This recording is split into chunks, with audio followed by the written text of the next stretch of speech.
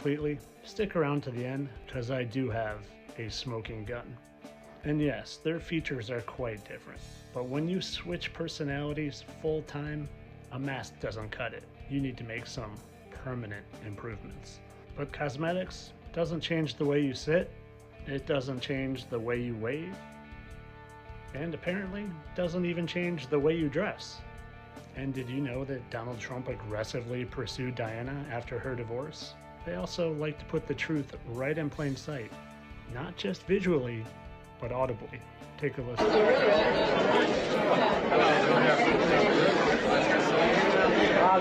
and Mrs. Trump? Mr. and Mrs. Trump? Have you ever taken a look at what Barron Trump looks like? He resembles someone an awful lot. Gotta just be a coincidence though. Definite coincidence.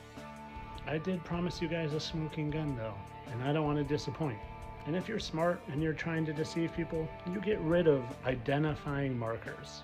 So of course, they would get rid of that. And even though I see a little remnants there, that's not what I'm talking about.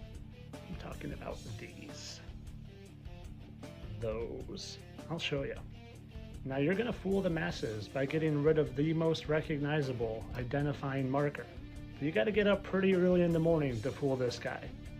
And that, and that, and that, and that are pretty unmistakable. And although less obvious, so are these. And like I said, I'm not saying anything here, I'm just showing you for you to make up your own mind. The most likely scenario here is that I'm just a crazy person and I'm delusional. And even if I wasn't, this would all just be for entertainment purposes only. I don't really think people would go through the trouble of faking someone's death and doing plastic surgery and all of that just to fool people and just to make people not know what's going on in the real world. And definitely not to control them, all for entertainment purposes only.